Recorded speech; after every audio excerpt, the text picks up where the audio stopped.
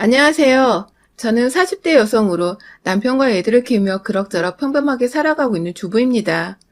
평소 이 채널의 애청자이기도 하고요.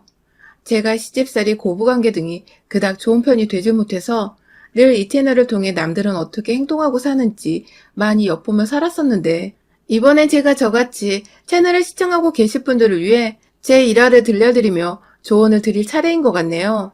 저는 정말 하나도 모난 거 없이, 부족한 거 없이 어릴 적부터 좋은 부모님과 좋은 환경에서 자랐습니다. 저희 부모님 두 분 모두 지금의 저와 남편처럼 그냥 평범한 회사를 다니는 직장인이었고 주부였는데, 서울에서 나고 자란 저희 할아버지가 사셨던 땅이 금싸라기가 되며 땅값으로 돈을 많이 벌었고, 그 돈을 다 6자식에게 나눠주셨는데도 한 사람당 받게 된 유산이 제법 많아서 고모들과 아빠 그리고 삼촌들까지 모두 부유하게 살 수 있었죠. 다들 할아버지 따라서 땅을 사거나 임대업에 눈을 돌려보겠다고 하던 일도 그만둔 채 뛰어들 동안 저희 아버지는 그냥 잘하는 게 회사에서 일하는 것뿐이라며 끝까지 하시던 일을 그만두지 않으셨고, 돈은 모조리 살림을 책임지는 저희 어머니께 맡겼어요. 그런데 이 무슨 럭키한 일인지 아버지는 아버지대로 성실하게 다니던 회사에서 일이 잘 풀려 승진도 잘하셨고, 그런 남편을 보며 내조할 맛이 나는지 어머님도 어머님대로 있던 돈으로 작은 주택부터 시작해 사고 파는 임대업에 고모 따라 뛰어드셔서는 돈을 많이도 저축할 수 있었죠.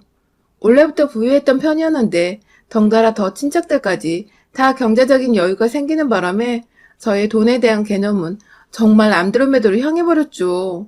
그냥 아끼지 않아도 척척 더 쓰라고 돈을 내어주시는 부모님이 계셨기 때문에 돈에 대한 걱정을 따로 해본 적이 없었던 것 같아요. 다행인 건 부모님이 망나니처럼 살다가 재산을 상속받은 것도 아니었고, 모두가 제자리에서 제 역할을 열심히 하시면서 자연스레 재산을 모으셨던 것이어서 그런지 다행히 전 돈에 대한 개념만 없을 뿐 제 일은 무조건 열심히 해야 하는 거라는 배움을 얻었죠.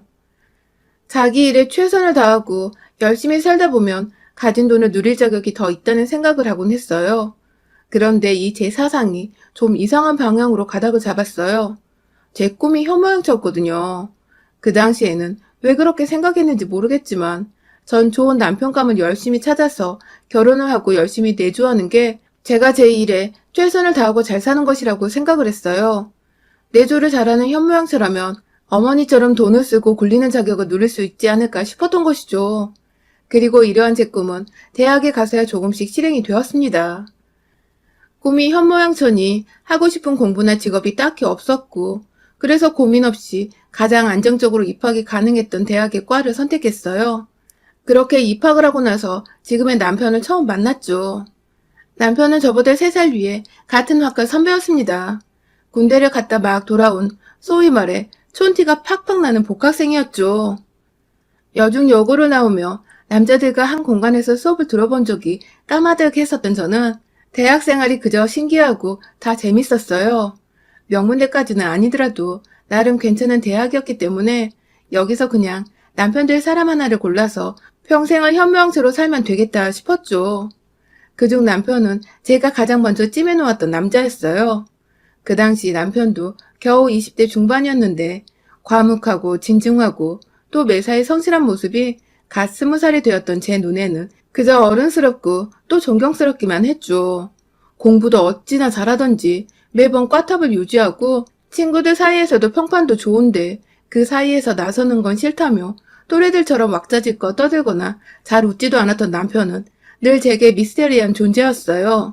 소위 말해서 시크하다고 표현을 하잖아요.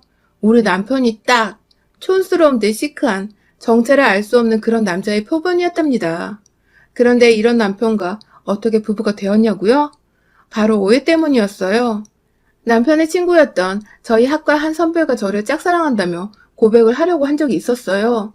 혼자 꽃다발의 케이크인지 뭐였는지 지금까지도 알 수 없는 작은 상자 하나를 들고서는 학교에 왔는데 저와 만나기로 한 장소에서 잠깐 그걸 저희 남편한테 맡겼었나 보더라고요.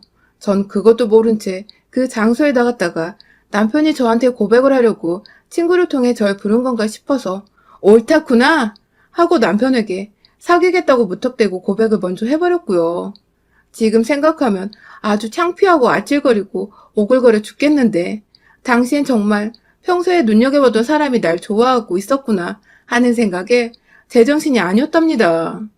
뒤늦게야 저에게 고백을 하랬던 선배가 나타나 다 정정을 했지만 제 마음은 이미 선배가 저를 좋아하는 게 아니었던 실망감으로 먹구름이 가득 껴있었고 어찌저찌 불편한 기색을 내비치며 학교를 다니다가 그런 제가 신경이 쓰였는지 먼저 다가오던 남편과 술 몇 잔을 마시면서 사귀게 되었어요. 남편은 친구들에게 친구가 좋아하는 여자를 뺏어갔다는 소리를 들으며 졸지에 총만 받고 평판 줬던 인간에서 쓰레기보다 못한 인간으로 전락해버렸지만 크게 개의치 않는 눈치였어요. 그때 알았죠. 남편도 절 처음부터 좋아하고 있었다는 것을요. 그렇게 저희는 친하게 지내는 대학 친구들이나 선후배 하나 없이 외로운 커플로 지내다가 남편은 먼저 졸업을 해서 취업을 했고 저는 혼자 학교를 다니기 힘들다며 무턱대고 휴학을 하고서는 잠깐 어학연수를 다녀왔다가 다시 복학하고 졸업을 했어요. 졸업한 이듬해 꿈에 그리던 현모양처가 되고자 장거리 연애까지 무사히 견뎌낸 남편과 결혼식을 올렸고요. 모든 게 참 순조롭고 또 재미있게 흘러갔습니다. 좋아하는 사람과 함께 살면서 그 사람의 뒷바라지를 해준다는 건 힘든 것도 있겠지만 전 사실 너무 재밌었어요. 제 손에 거치지 않은 곳이 없는 남편의 모습에 아침마다 출근을 시키며 어찌나 뿌듯하고 행복하던지. 그렇게 신혼생활만큼 평생토록 우리 결혼은 늘 행복으로 가득 차 있을 것만 같았죠. 하지만 제가 너무 어렸던 나머지 간과했던 것이 있었습니다. 바로 시댁이었죠. 대학을 다닐 때야 너무 어렸던지라 남편과 서로의 부모님을 만나고 인사를 드린다는 생각 자체를 하지 못했어요. 챙겨야 할 의무도 못 느꼈었고요. 그러다가 자연스레 어학연수를 가게 되면서는 장거리 연애를 하다 보니 당장의 애인인 남편과 연락을 한번 하기도 벅차 다른 식구들 생각은 전혀 못했고요. 그 후 한국으로 돌아와 결혼 얘기가 나오면서부터 자연스레 서로의 가족들에 대해 알게 됐고 또 소개시킬 자리를 뒤늦게 만들게 되었는데요. 당시 시어머님은 제가 남편과 오랫동안 연애를 해왔는데도 이제야 인사를 하러 왔다며 조금 뼈류통에 계셨답니다. 전 말씀을 안 하시길래 식사하는 내내 그걸 모르고 있다가 뒤늦게 남편이 계산을 하러 혼자 나간 사이 뒤에서 절 붙잡고 말씀해 주셔서 알았네요. 이렇게 할 말을 툭 내던지시는 시어머니의 성격은 그때 더 예상해봤어야 하는 건데 전 또 제가 어려서 잘 몰랐다면서 그날 시어머니 앞에서 한참을 죄송하다고 앞으로는 자주 연락을 드리고 찾아뵙겠다며 잘못한 것도 없는데 죄송하단 말을 몇 번이고 했었네요. 그 후 전 정말로 결혼식을 올리기 직전까지 시어머니께 자주 연락을 드리며 밖에서 밥을 먹던 카페를 가던 자주 만나 뵈었고요.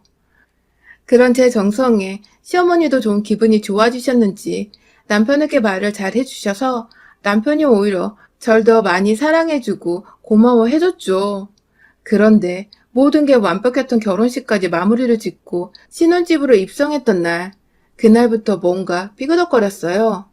여행을 끝마치고 집에 도착해 각자의 부모님께 도착했다는 인사를 드리고 있는데 시어머니가 남편의 수화기 너머로 절 급하게 찾으셨어요. 전화를 건네받아 무슨 일이시냐고 물어보니 시어머니는 대뜸 시댁에 먼저 연락을 해야 하는 거라며 친정 어머니와 통화하고 있는 제게 전화를 당장 끊을 것을 요구하셨어요. 부부가 함께 수화기를 맞들고 시부모님께 예의를 갖춰 전화를 올린 후 그 다음에 친정이 전화를 하는 게 맞다면서. 신혼여행 후 긴 비행으로 피곤해 쩔어있는 저를 마냥 훈계하시던 시어머님은 그렇게 제가 정말 친정과의 전화를 끊고 나서 네네 하며 수긍적인 대답을 몇 번이고 올린 후에야 푹 쉬어라 하는 말과 함께 전화를 끊으셨습니다. 이게 무슨 경우인가 싶어서 어이가 없는데 신혼부터 시댁 문제로 남편과 싸우거나 얼굴을 붉히고 싶지 않아서 겨우 참아냈네요. 그 후 시어머니와 잦은 왕래가 있었던 것도 아니었지만 친정처럼 시댁도 서울에 있었기 때문에 절 불러내면 만나야 하는 일이 많았어요. 소위 며느리들이 모두 힘들어하는 김장 담글 때 불러내시는 거 기본이었고요. 동네 아주머니들과 주민센터에 가서 노래 교육을 받으시다가도 픽업을 하며 차 있는 저를 불러내기도 하셨어요. 매주마다 수업이 끝나면 말이죠. 상견례하고 결혼식 할 때 저희 부모님 옷차림이나 하객들의 수준을 보셨는지 재산도 딱히 없으셨고 변변찮은 직장을 다니는 것도 아니셨던 저희 시아버지와 시어머니는 그날 많이 기가 죽어 계신 것 같았었는데 결혼을 하고 나니 돈 많고 잘난 며느리를 뒀다며 재덕을 아주 톡톡히 보려 하시더라고요. 그나마 남편이 시아버지를 닮은 건지 우리 시아버님은 점잖으시고 말도 별로 없는 과묵한 편이셔서 저와는 집에서 다 같이 밥을 먹을 때 말고는 딱히 볼 일도 없으셨고 얘기할 기회도 별로 없었지만 시어머니는 달랐어요. 잊을만 하면 전화가 와서는 주민센터 픽업을 마주를 하시고 잊을만 하면 뭐가 먹고 싶다면서 데리러 와달라느니 혹은 차려놓으면 저희 집에 오겠다는 말을 하시며 마주칠 일을 꾸역꾸역 만들어내셨죠. 전 이게 다 며느리가 생겨서 어머님도 신이 나니까 그런 거라 생각했어요. 이렇게 다가오는 게 어머님 또래분들의 방식이라 생각을 해서 웬만하면 다 들어드리고 맞춰드리려고 노력을 했죠. 딱히 금전적인 걸 바라는 것 같지도 않았기 때문에 이 정도 인사치레를 하면 왕래하는 정도는 거뜬히 해드리겠다고 마음을 먹었어요. 신혼 초에만 이러다 마실 거라 생각을 했으니까요. 그런데 제 생각은 완전히 빗나갔어요. 그로부터 애를 가지고 낳기까지 무려 7년이 넘는 시간 동안 우리 시어머니는 참 한결같이도 절 달달 볶으시면서 찾으셨습니다. 저희 집이 시댁과 아무리 차를 타고 가도 최소 30분 정도는 걸리는 거리인데 시어머니는 그런 수고와 노력은 생각은 안 하시는지 가까운데 바쁜 척하지 말라는 말과 함께 절 불러내신다든지 저희 집에 오고 싶은데 차가 마땅치 않으니 데리러 오라며 제가 왕복으로 시댁에 갔다가 어머님을 모시고 다시 저희 집으로 오는 등 불필요한 시간 소모를 많이 하게 만드셨죠. 제가 결혼은 빨리 했지만 임신은 좀 늦게 한 편인데요. 겨우 얻은 아이라 시어머니도 조심스러웠는지 임신했을 때에는 전처럼 잘 불러내시진 않으셨지만 무턱대고 저희 집에 찾아오셔서 제가 잘 먹지도 않은 반찬거리들을 만들어 오신다든지 그러다 남편도 저도 아무도 그 반찬을 먹지 않고 남겨두면 시어머니 정성 무시하는 거냐며 남편까지 불러내 저희 앞에서 만들어 온 건 제때제때 해치워 놓으라고 잔소리를 하기도 하셨습니다. 안 만들면 시간도 절약되고 저희는 억지로 안 먹어도 되고 좋은데 시어머니는 굳이 저와 남편이 사는 모습을 보고 싶다는 이유로 집에 일거리들을 만들어 오곤 하셨죠. 점점 그런 시어머니의 막무가내 행동들이 제 힘에 붙였지만 전 또 저대로 그것마저 아들을 향한 사랑이시겠지 하며 최대한 좋게 생각해보려 했습니다. 안 그럼 싸우고 완전히 등지고 사는 방법밖에 없었으니까요. 그러다가 남편이 회사 발령이 나는 바람에 경남 지방으로 내려가게 되었습니다. 남편 혼자 보낼 수가 없어서 저도 아이 데리고 서울을 떠나기로 결심을 했죠.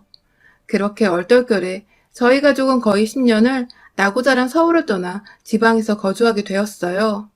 그간 시어머니와도 당연히 왕래는 있었습니다. 명절이면 어김없이 저희가 서울로 올라가 부모님께 인사를 드렸었죠. 하지만 그것 말고는 시어머니도 거리가 부담스러우셨는지 절대 먼저 저희 집에 찾아오신 적이 없었습니다. 그렇다 보니 그 10년이란 시간 동안은 제게 오히려 자유스러웠고 또 편안히 제 가족들에게만 몰두할 수 있는 시간이었어요. 그 사이 둘째 아이가 또 생겨났고 그래서 친정엄마의 손길이 필요해 잠시 서울 친정집에 머무르기도 했었는데 이상하게 시어머니는 제가 친정에 있다고 하니 손주 보러 오는 것도 불편해하시고 그냥 잘 지내다가 집으로 돌아가란 말만 남기시더라고요. 그렇게 지방에 내려가면 한동안은 어머님이 아이를 못 보실 테니 조금이라도 보시라고 몇 번이고 친정에 오셔도 된다는 말을 전했는데 끝까지 거절하신 우리 시어머니. 그 후로도 굳이 먼저 보고 싶다는 말씀을 안 하시길래 전 저대로 시어머니 생각을 해서 지방으로 다시 내려가기 전에 아이를 데리고 시댁에 한번 들렸습니다. 그런 저와 아이를 보며 무지하게 반가워하시던 시어머니를 보니 저도 마음이 편안했고요. 그러다가 한 3시간 정도 후 곧장 KTX를 타고 지방으로 내려가야 해서 내려가려는데 시어머니가 나서는 제 뒤에서 뜬금없이 그러시더라고요. 인정머리 없는 년이라고요. 처음엔 잘못 들었나 싶어서 뒤돌아 물으니 썩 꺼지라는 말과 함께 홀로 안방으로 들어가셨어요. 옆에서 같이 당황해하던 시아버지는 애써 무시하란 말로 애두르며 절 황급히 밖으로 내보내셨고요. 기차 시간에 쫓겨 어쩔 수 없이 그냥 시댁을 나오긴 했지만 한 달 내내 기분이 나쁘고 찝찝한 마음을 지울 수가 없었어요. 그렇다고 먼 지방에서 서울로 굳이 전화를 걸어 수화기에 대고 어른한테 따질 수도 없는 노릇이고 자연스레 저도 육아를 하느라 바쁘다며 그 일을 잊게 되었고 다음해 명절에는 또 아무렇지 않게 저를 대하시길래 어머님도 잊으신 줄 알고 저도 머릿속에서 지워버렸습니다. 그러다 올해 저희가 다시 서울로 올라오게 되었어요. 지방에 한번 내려갔다 3, 4년 후엔 다시 서울로 올 줄 알았는데 자꾸만 서울 발령이 다시 미뤄지고 기다리다 거의 10년이 지나고 나니 저희도 마냥 이렇게 살 수 없겠더라고요. 저보다도 아이들 교육을 생각해서 더 많이 고민을 했던 남편은 결국 일을 그만두기로 결심했고 마침 중소기업을 운영하고 있던 친구가 서울에 있어서 그 회사로 이직을 하게 되었습니다. 월급이 줄어드는 경제적인 부분은 제가 친정으로부터 받을 재산이 있기 때문에 먼저 남편에게 걱정하지 말라며 오히려 남편이 직장을 그만두는 것에 찬성을 했어요. 그렇게 홀가분하게 지방회사의 모든 삶을 끝마치고 다시 서울로 올라온 그날 그간 전세를 주고 있어서 다른 사람이 살고 있었던 저희 집을 새로 싹 인테리어 시공을 하기로 했죠. 그래서 저희 가족들은 모두 평수가 보다 넓은 친정집에 들어가서 임시적으로 살게 되었고 저는 시공 중인 집을 왔다 갔다 하면서 전반적인 이사 관리를 하게 되었어요. 남편은 퇴근 후에야 잠깐 이 집에 와서 같이 공사가 된 집을 보다가 함께 저와 친정집으로 가곤 했고요. 아이들 학교 전학시키고 다시 집수리하고 꾸미는 데까지 신경 쓸 것들이 정말 너무 많더라고요. 이걸 다 몇 주 사이에 빠르게 끝낼 수 있을까 싶어서 저는 아이들 학교 보내놓고 나면 방과 후까지는 친정 엄마한테 맡기고 온전히 집수리만 신경을 썼는데 며칠 전 시어머니께서 찾아오셨습니다. 저한테 미리 말씀도 없으셨는데 제가 여기 공사 관리를 하고 있다는 소리를 남편한테서 들었는지 제가 있는 걸 알고 오셨더라고요. 오셔봤자 죄다 공사판이라 마땅히 앉을 자리도 없는데 옆에 오셔서 팔짱을 끼시고는 집을 둘러보시던 어머님은 그렇게 반나절 내내 남편이 퇴근하고 집에 올 때까지 내내 제 옆에서 제대로 궁시렁거리고 제 기분을 더럽힌 채 서성이셨습니다. 그냥 제가 서울 올라와서 곧장 인사를 드리지도 않은 채 친정으로 들어갔기 때문에 화가 나서 그걸 표현 중이시란 생각이 번쩍 들더군요. 우리 시어머님은 그러고도 남는 분이시니까요. 저도 저 나름대로 바쁘다고 못 찾아뵌 건 잘못이었으니 눈치가 보였습니다. 제 딴에는 남편이 친정에서 눈치 보며 살지 않을까 싶어 하루라도 빨리 이 집으로 들어오고자 공사에만 집중을 했던 것인데 시어머니 입장에서는 섭섭하실 수 있었으니까요. 막 억지로 구석에 자리를 만들어 시어머니를 앉히고 중간중간 음료수도 사다 드리고 점심도 챙겨드렸습니다. 하지만 시어머니는 처음에 가만히 계시더니 점점 제가 잘해드리고 비율을 맞춰드리려 하자 그게 또 익숙해진 건지 말이 많아지셨어요. 제가 살 집에 제가 선택한 인테리어 벽지를 보고 색이 고닥다리라며 궁시렁거리질 않나. 부엌에 저장 공간이 부족한 것 같아 선반 하나를 싱크대 위에 새로 달았는데 누가 거추장스럽게 부엌에 이런 걸 붙여놓느냐며 넌 애가 참 보이는 것처럼 센스도 없고 멋도 없다며 급기야 제 성격을 비하하기 시작하셨죠. 뒤에 인부들도 계시고 듣는 사람이 있는데도 무턱대고 절 흉보시는 시어머니 때문에 얼굴이 몇 번 빨개지기까지 했어요. 일부러 안 들으려고 멀찌감치 떨어져 인부들과 얘기를 나누고 있으면 꼭 옆에 찾아와서는 인부들을 향해 얘 얘기 듣지 말고 알아서들 시공을 하라고. 애가 지금 집을 다 망쳐놓고 있는데 얘기를 나눌 게 뭐가 있냐며 급기야 그 사람들에게 제 흉을 봤죠. 정말 너무 힘들고 지친 와중에 시어머니까지 이러시니 뚜껑이 여러 번 열렸습니다. 입 밖으로 정말 닥치시란 욕이 막 튀어나올랑말랑 하는 중이었어요. 그러다 남편이 집에 왔어요. 공사판인 집에 자기 엄마가 떡하니 서 있는 걸 보고 남편도 흠칫 놀란 눈치였어요. 남편한테도 제가 어디 있는지만 들었을 뿐 집으로 가겠다는 말을 안 하셨던 모양이더라고요. 일단 남편도 왔으니 시어머니만 그냥 보낼 수는 없고 그렇다고 나가서 저녁을 사드리자니 시간도 늦었는데 집에서 마무리해야 할 것이 있어 빠듯하고 결국 집에서 함께 배달 음식을 시켜 먹기로 했습니다.